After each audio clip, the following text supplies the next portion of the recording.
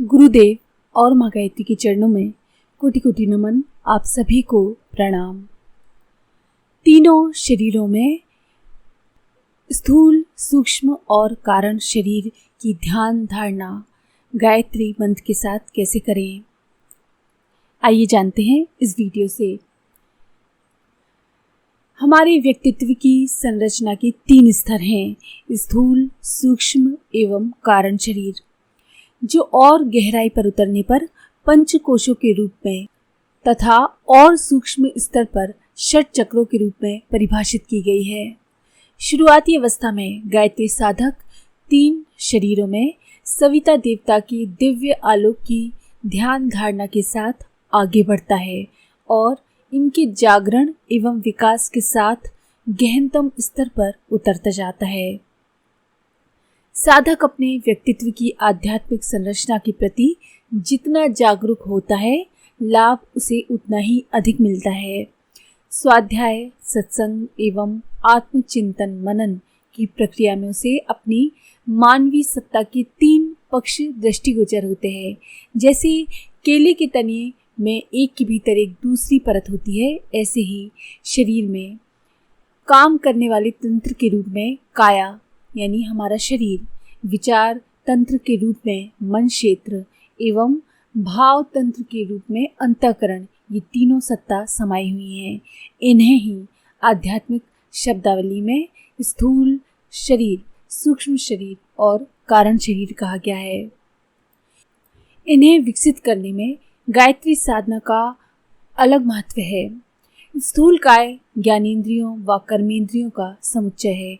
हमारा शरीर ज्ञानेंद्रियों और कर्मेंद्रियों से मिलकर बना है। सामान्य क्रम में इसी से हमारा परिचय होता है। इसे ही सुखी संतुष्ट करने की कोशिश की जाती है। मन व प्राण का समन्वय सूक्ष्म शरीर है। उसमें व्यवहारिक जीवन में असाधारण काम कर दिखाने की सामर्थ्य तो होती ही है। इसके अतिरिक्त अतीन्द्रिय क्षमताओं का भी वो भंडार होता है। ये दिव्य शक्तियाँ प्रायः सोई स्थिति में रहती हैं। इन्हें जागृत किया जा सके तो वे हर क्षेत्र में चमत्कार दिखाती हैं। कारण शरीर समग्र सत्ता का अंतिम व तीसरा शरीर है। इसी की पृष्ठभूमि पर ब्रह्म परमात्मा की चेतन धारा का अवतरण होता है।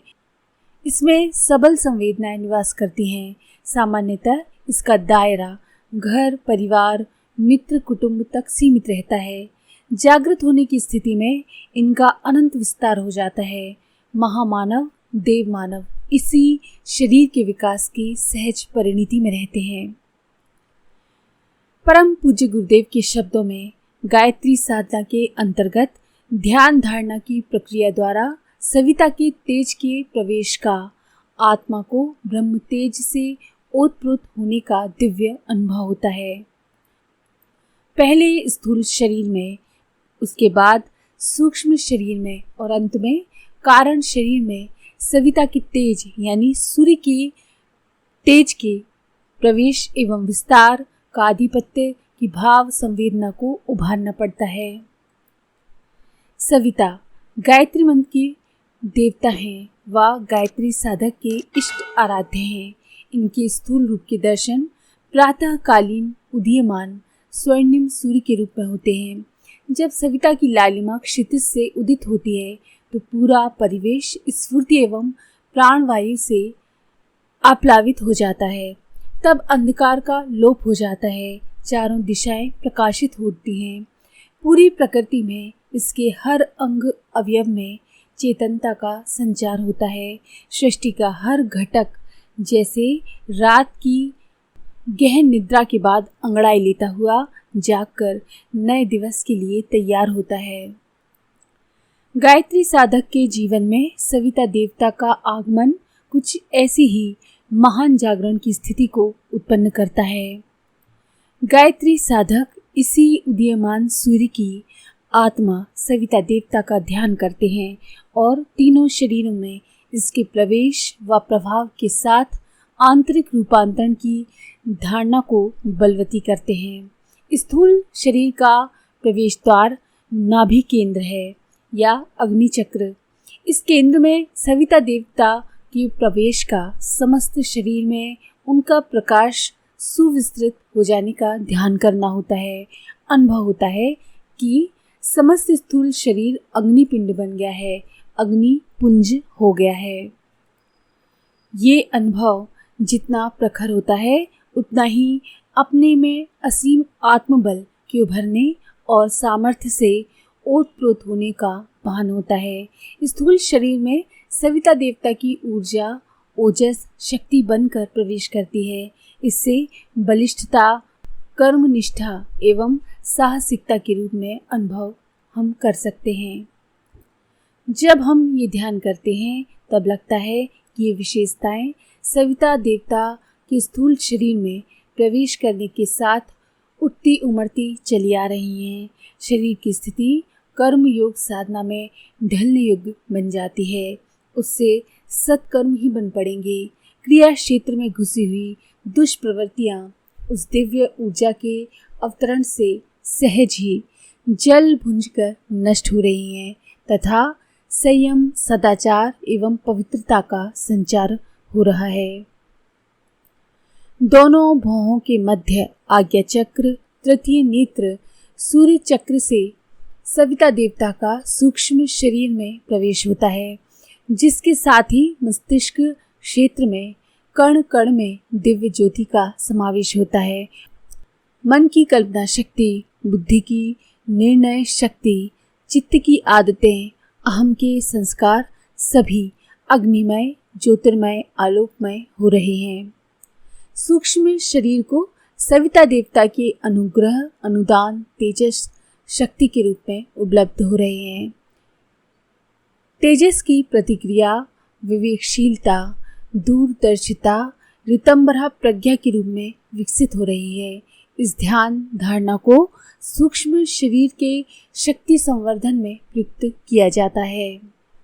इसके बाद है कारण शरीर का ध्यान। हृदय स्थान या कहें तो ब्रह्म चक्र कारण शरीर का प्रवेश द्वार है। सविता देवता की ऊर्जा का प्रवेश कारण शरीर में उस अग्नि ऊष्मा की विस्तार, आत्मसत्ता में अग्निपुंज होने की अनुभूति के रूप में होता है, जिसके साथ कारण शरीर को सविता देवता का वरदान ब्रह्म तेजस, आत्मबल, ब्रह्म बल के रूप में मिल रहा है। इस उपलब्धि की प्रतिक्रिया श्रद्धा, श्रेष्ठता के प्रति असीम प्यार, भक्ति, करुणा, उदारता, आत्मीयता, सेवा भावना, शांति, प्रसन्नता, प्रफुल्लता, उल्लास, संतोष जैसे सद्गुणों के रूप में हो रही है। इन अनुभूतियों का कारण शरीर पर सविता देवता का आधिपत्य होने के फलस्वरूप इन दिव्य वरदानों के मिलने का अनुभव किया जाता है। लगता है कि कारण शरीर ब्रह्म तेज से ओतप्रोत होता चला जाता है। उसमें ऋषि स्तर की विभूतियां उठवा उभर रही हैं। इस तरह गायत्री महामंत्र के जप के साथ ध्यान धारणा की प्रक्रिया तीनों शरीरों के जागरण एवं विकास के रूप में होती है। सविता के दिव्य आलोक का अवतरण स्थूल शरीर में ओजस, सूक्ष्म शरीर में तेजस और कारण शरीर में वर्चस्व के रूप में हो रहा है। व्यक्ति को श्रद्धा, प्रज्ञा एवं निष्ठा के वरदान मिल रहे हैं और वो नर पशु से नर मानव बनने की ओर अग्रसर हो रहा है। वो साधक नैष्ठिक साधना, समर्पण एवं भक्ति के बल पर नर से नारायण, मानव से महामानव, देव मानव बनने के मार्ग पर अग्रसर हो रहा है। इस तरह से तीनों शरीरों की ध्यान धारणा आप गायत्री मंत्र के जप के साथ कर सकते हैं। तो अगर आपको ये जानकारी पसंद आई हो तो प्लीज़ लाइक करें, शेयर करें, सब्सक्राइब करें और बेल के आइकन पर क्लिक करके ऑल पर क्लिक करना ना भूलें। धन्यवाद।